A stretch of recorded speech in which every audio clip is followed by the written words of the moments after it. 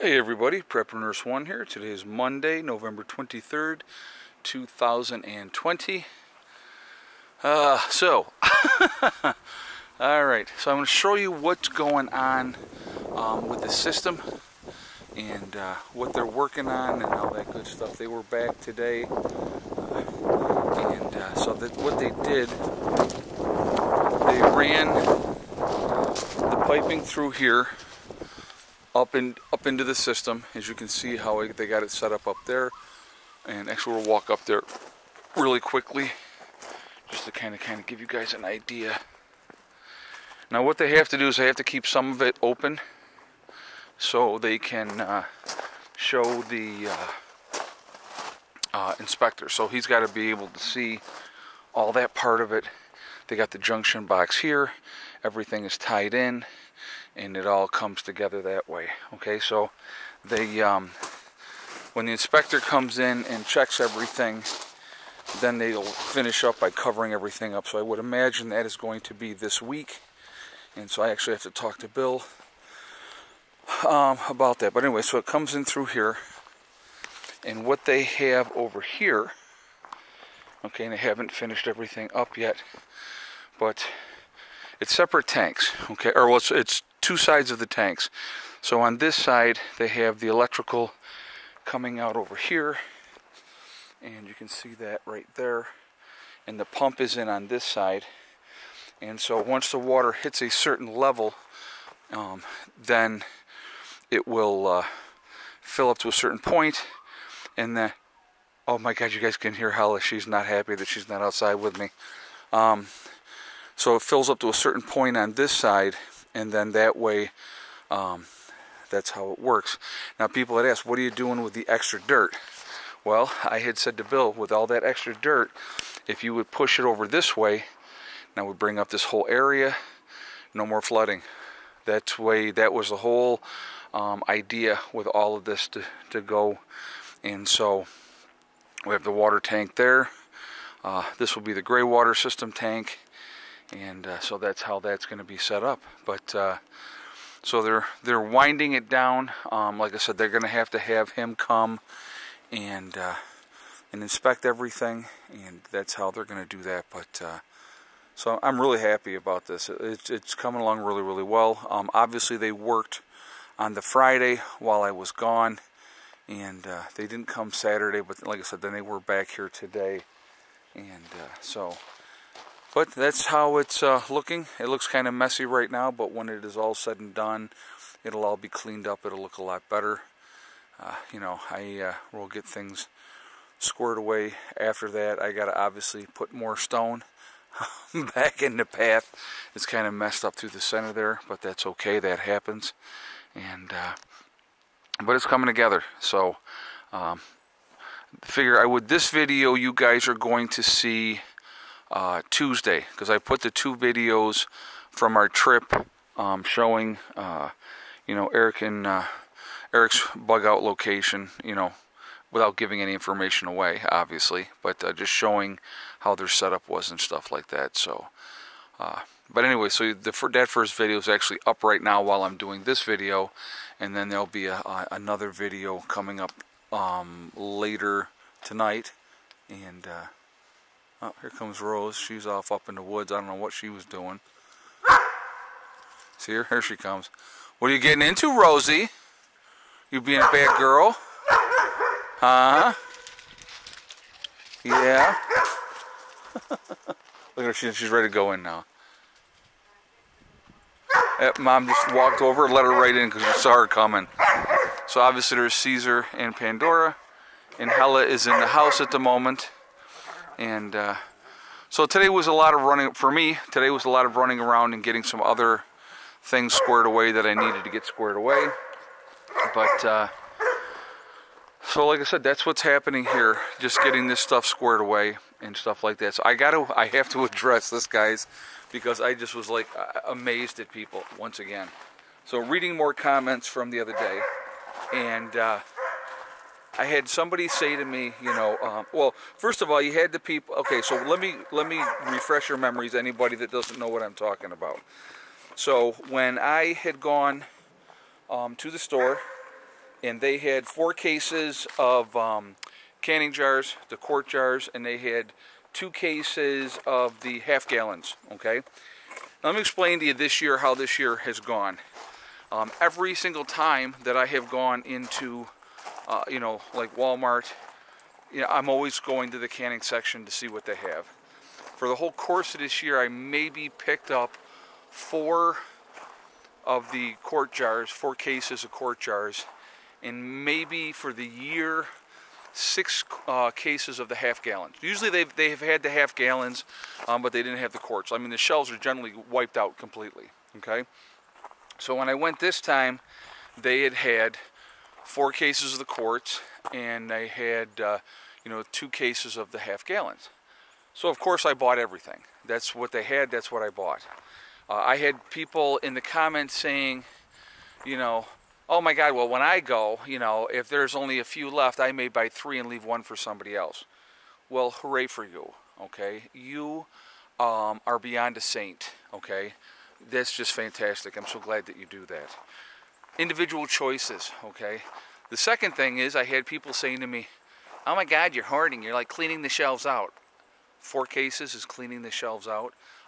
Realistically, that's just, you know, if there was 20 cases and I bought 20 cases, that's cleaning the shelves out. That's being selfish. That's being, you know, inconsiderate to other people. But when there is only 4 cases, that's not hoarding. That is not being piggish. That's like, availability is there. You have that opportunity, and I guarantee you, if I hadn't picked those 4 cases up when I did, the next person that does any kind of canning would have saw the 4 cases and they would have grabbed them all. I don't need to justify myself to anybody, and I'm not justifying myself. I never will. I have responsibilities to a lot of people, and when you have plans as far as canning and squaring stuff away so that you can take care of a lot of people, when things are available at the store, you grab them.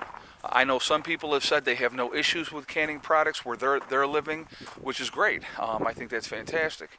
But unfortunately, where I am at, we have a shortage of canning supplies. And I only really like to buy the Ball products because they are, to me, they're the better products, the better quality product. So that's why I will always buy them. If they are available, I will buy them. Now, like I said, granted, if there had been, let's say even there had been 10 cases of the Ball canning jars, okay, I probably would have taken 5 or 6 and left some for somebody else. But again, there have been none. So when the opportunity was there and there was still 4 on the shelves when I walked over there, you better believe I'm going to grab all 4. So if you want to judge me for that, that is your prerogative, because guess what? I don't care. People amaze me. Regardless of what you do, you put yourself out there on YouTube, there's always going to be critics, somebody criticizing what you do, or you know, well, I would have done this. Well, good for you. That's great. Do whatever you do. I'm going to do what I do. Again, like I said, I have more people than just myself and my immediate family that I am responsible for. And I'm doing everything in my power and in my ability to make sure that those people are going to be squared away when the time comes. You know, I remember people asking me, well, where are you going to sleep, everybody? You know, when I just had, you know, my place in the shop. And we had the yellow outbuilding. I said, we'll figure it out. You know, now we have, you know, Mom's place and Becky's place as well. We could sleep people in there if we have to. We have, you know, my friend Brian's campers here. We could sleep people in there if we have to. If we had to sleep people in the battery room, we could put a couple of people in the battery room. You know, it's warm enough in there. Chicken coop, probably not so much. You're not going to want to get in there and breathe all the crap from the chickens. But, you know, the shop can be converted into something that is more livable for people if we had to do it. You know, so there's a lot of things that you can do to button things up, make things tighter. And again, we would probably be in the process right away from the very beginning of building other accommodations for other people. But of course, you know, when that time comes, you deal with the situation as it presents itself. But in the meantime, You do everything in your power and your ability to make your life as normal as possible in a post-event. Now, what you're also trying to do in the meantime is make your life as independently free as you possibly can be ahead of time. So when said event, whatever the event is going to be that happens, you are in a much better position to deal with that event. Because if I have the greenhouse squared away, 100% squared away, and I'm growing year-round in a greenhouse, and I'm producing stuff, and then seasonally outside growing what I can grow outside, obviously I would be doing seedlings in the greenhouse, so when I went to go ahead and do my planting, that things were squared away and ready to go, and I could put the stuff in the ground, and they're going to be great, you know, and I can grow right exactly from seeds. Again, it's just trying to get everything figured out the best that you possibly can to work on things, to get things squared away, you know, and with whatever time that we have left, because that time's coming. I do believe that it is coming, and when it comes, we're all of us, I don't care who it is, all of us are going to be like, oh my God, I didn't see that coming. You might have saw it coming, but not the way it's going to go down, and that's the reality of it. And so, you know, in the meantime, every day is a bonus, and it gives you an opportunity to get things squared away, acquire knowledge. Let's say, okay, so here's the thing, and I get this from a lot of people. I don't have the money to prep.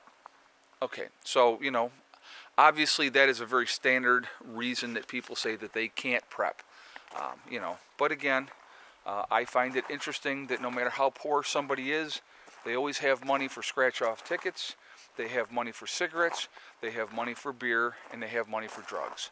So that never is in danger of going away. So, oh, hold on one second.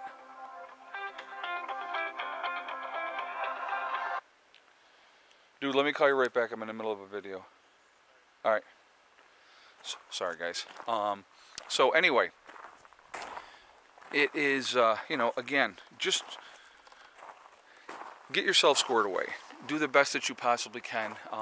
You know, people have every excuse in the world of why they can't do something, so they don't have to do it. Don't be that person. Don't make excuses, make it happen. Because I'm telling you right now, the more that you can help yourself now, it puts you in a better position when the time comes that you are not a victim. I talk about this a lot, and I'm going to continue to talk about it, especially moving forward with everything that's going on. A buddy of mine just called me from Rochester today, New York, and he said that he owns a restaurant there, and now they are in Code Orange, which means they cannot do in-house dining once again. So he is limited to doing takeout and phone orders. That's it. And so they can't have anybody in the restaurant right now eating in. And they were only allowed to do like 50% capacity as it was. So it's been rough for them. Very, very rough. They're trying to keep their heads above water. He said, you know what, we're going to survive no matter what, because he's determined, he's stubborn like me. So I hope he can do it. I really do. I hope he can do it. So anyway, I am going to jump off here, guys. It is starting to get to that time. We've had an overcast day, as you can see. So, you know, we had some sun earlier today, but then we also had a little bit of sprinkly snow, wet rain showers, but that happens. So anyway, I hope everybody's doing well. I hope you're having a great start to your week. And I will be doing a second video on Tuesday, which will actually be from Tuesday. So look for that. And so this one will go up at 3 o'clock on Tuesday. And so you will see that video then. And then, like I said, then I will be doing a second video on Tuesday as well. So I hope everybody's doing great. Stay focused. Keep prepping. Keep getting ready, guys, because I'll tell you, when the time comes, it is not going to be pretty, and it is not going to be pleasant, okay? I don't do scare tactics. I'm not trying to, you know, scare anybody, but I'm just a realist, okay? And I don't like what I see coming, and I think we all need to be as ready as we possibly can be, okay? I will talk to you all later. Remember, guys, we are all in this together. That is important to remember. Also, remember to hug and kiss the ones you love. Tell them every single day. Tomorrow is not guaranteed. We never know what's going to happen in life. So it's really important that you tell the people that you care about every day how you feel. Also, remember STD. Step, thing, and day. Okay? One step at a time, one thing at a time. and one day at a time. Whatever you're trying to do, whatever you are trying to accomplish, you can do it. The only person that can stop you from reaching those goals is you, nobody else. So don't let people bring you down.